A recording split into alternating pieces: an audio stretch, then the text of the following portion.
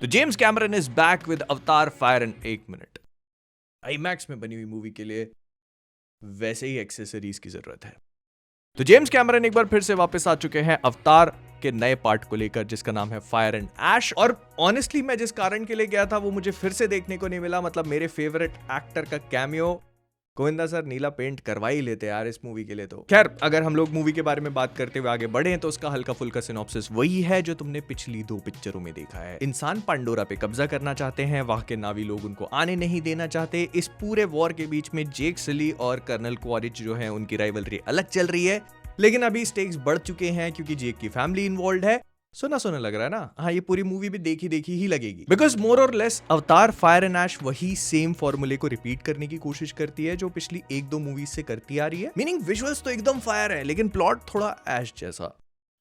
Speaking of which, अगर visuals के ऊपर ही बात करी जाए तो देखो, मैंने मूवी IMAX 3D में देखी थी जो कि बहुत ही ज्यादा बेहतरीन था। मतलब आई कैन नॉट से, मैं जो स्क्रीन पे विटनेस कर रहा था, it was like visual orgasm, अगर कुछ ऐसा हो सकता है तो इट वाज बेसिकली दैट।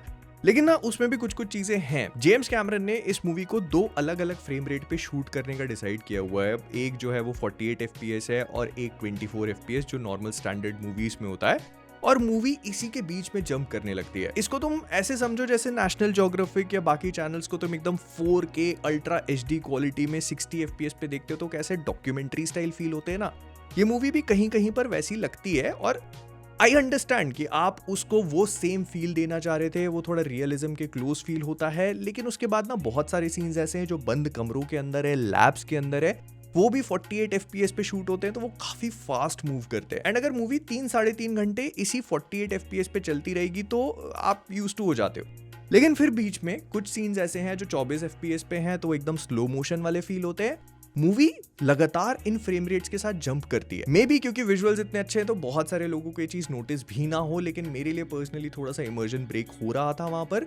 लेकिन हाँ, विजुअल्स एज यूजुअल एकदम स्पॉटलेस। छोटे छोटे फायर के पार्टिकल्स हैं, पानी, इनफैक्ट पानी की जितनी भी सीक्वेंसेस हैं जो आधी पानी में और आधी पानी के बाहर दिखाती है ना, वहां तुम्हें ऐसा लगेगा कि तुम खुद पानी के ऊपर फ्लोट कर रहे हो कैरेक्टर्स के साथ में। जैसे कोई भी पानी का स्प्लैश होता है तो वो स्क्रीन पे इस तरह से आता है जैसे तुम्हारे चश्मे के ऊपर मारे हो, तुम्हारी आंखों पे आ रहे हैं तो तुम साफ करने की कोशिश कर।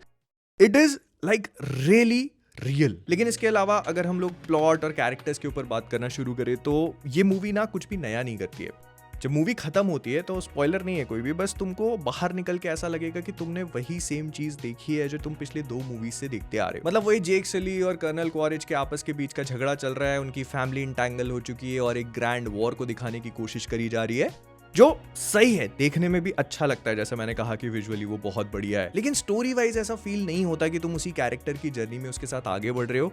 पॉइंट ए से पॉइंट बी तक मूवी जाती है और उसके बाद जंप करके पॉइंट ए पे वापस आ जाती है। और इसी वजह से ना मूवी का जो सबसे इंटरेस्टिंग पार्ट है वो इसके एक्शंस है। मतलब एक्शन से मेरा मतलब लड़ाई झगड़ा नहीं, जहां पर भी कोई कैरेक्टर कुछ एक्शन परफॉर्म करने की कोशिश कर रहा है, किसी क्रीचर के ऊपर बैठ के उड़ना हो, पानी के अंदर स्विम करना हो, मतलब बेसिकली एनीथिंग विजुअली डायनेमिक, जहां पर भी कोई मूव करने की कोशिश कर रहा है, वो देखने में अच्छा लगता है। लेकिन जहां पर भी कैरेक्टर्स के बीच की कन्वर्सेशन स्टार्ट होती है, that was the boring part for me, because मैं उसमें इंटरेस्टेड था नहीं। मुझे पता है कि क्या होने वाला है, तो just get on to that and start doing shit. तो कुल मिला के अवतार फायर एंड ऐश मुझे एक अच्छी मूवी लगी, और इसको मॉकटेल मीटर पे अगर रेट करना होगा तो मैं इसको गो फॉर इट ही दूंगा। और उसका रीजन बहुत सिंपल है।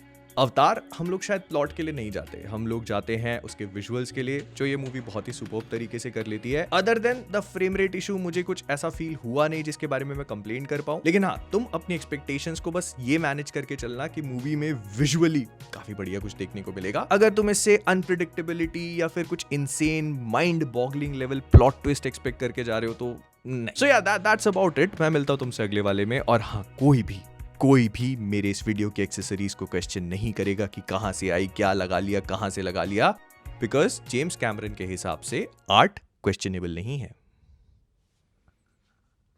सब्सक्राइब।